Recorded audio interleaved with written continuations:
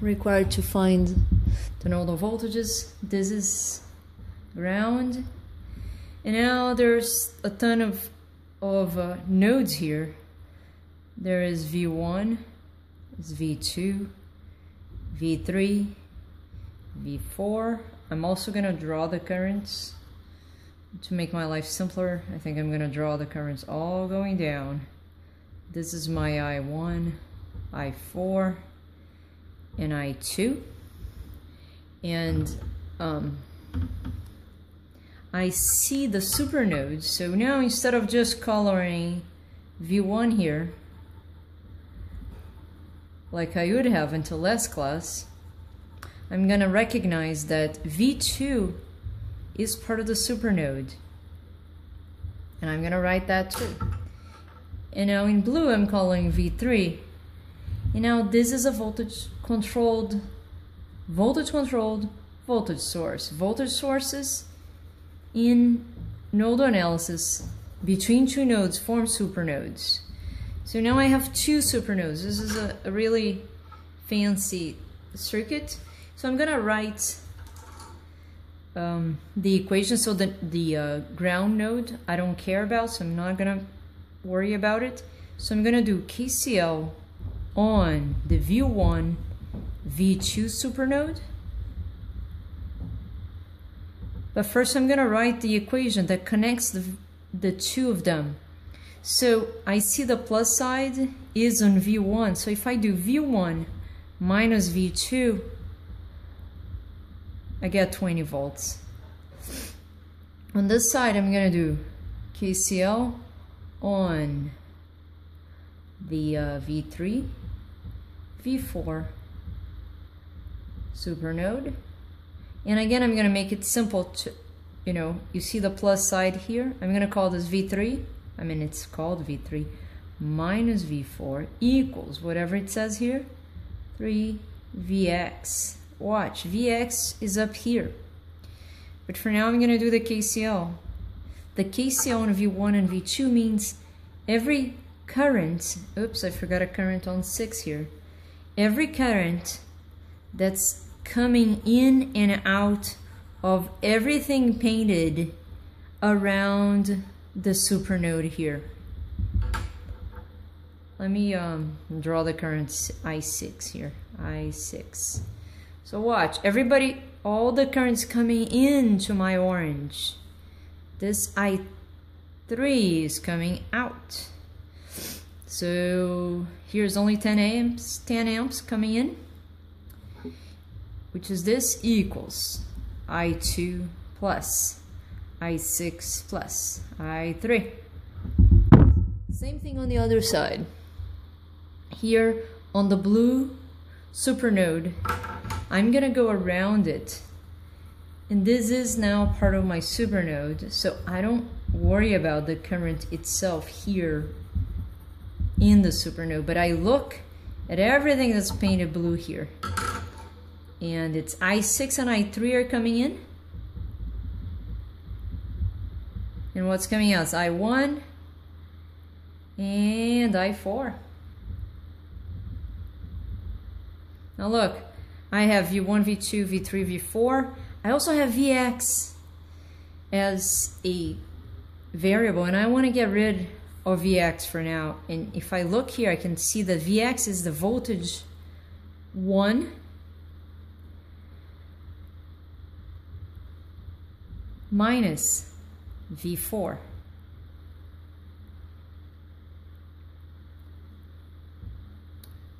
So V3 minus V4 equals 3 times V1 minus V4. This is from this equation. V3 minus V4 is 3V1 minus 3V4. So I probably will want to put this in a matrix form. So 3V1 minus V3 minus 2V4 equals 0. This is going to be one of my equations for my system. The second one is going to be this one. This is ready to go. So I'm going to call this equation A, equation B. And now I'm going to have a C and a D. Let's go for C here. Now let me write all the currents. I2 equals V1 divided by 2. And I'm looking here, Ohm's law. I6 equals V2 minus V3 divided by 6. I3 is V1 minus V4 divided by 3. Now I need I4 and I1. I4, V3 divided by 4. I1 equals V4 divided by 1 ohm. So these are all my currents as a function of my main variables, nodal voltages. So I'm going to write my equation C, which is 10 equals V1 over 2 plus V2 minus V3 divided by 6 plus V1 minus V4 divided by 3. Now I'm multiplying everybody by 6. 60 equals 3 V1 plus V2 minus V3 plus 2 V1 minus 2 V4. And now I'm going to put in my format for matrices, so it's 5 V1 plus V2 minus V3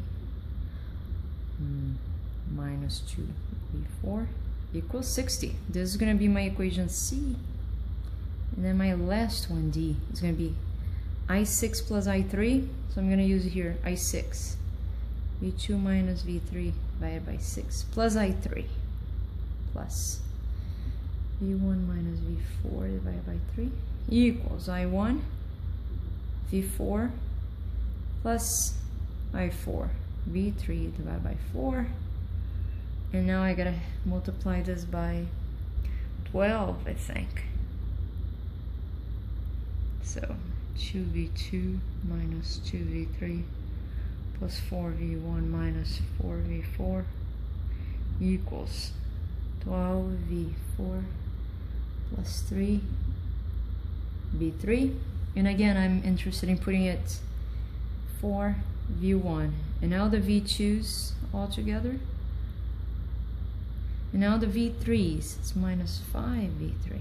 And now the V4s, it's minus 16V4 equals 0. So this is my last equation, and I'll put together something like in matrix form. It's going to be 1 minus 1, 0, 0. And this will be equals times, oh, not really here, times V1, V2, V3, V4 equals 20. Now my second equation is here, 3, 0, minus 1 minus 2 equals 0. Third, 5, 1 minus 1 minus 2 equals 60. And the last one is 4, 2 minus 5 minus 16 equals 0. So basically, MATLAB magic goes here, and out come V1. I don't know what happened to V2, V3, V4, but anyway, V1, V2, V3, and V4. 0, V3 is minus 40, V4 is 0, and I don't have V2, which is V1 equals let's take a look here. V2 equals V1 minus 20. Therefore, this guy is minus 20. And these are the nodal voltages, in case all my math is correct, which is not clear at this point.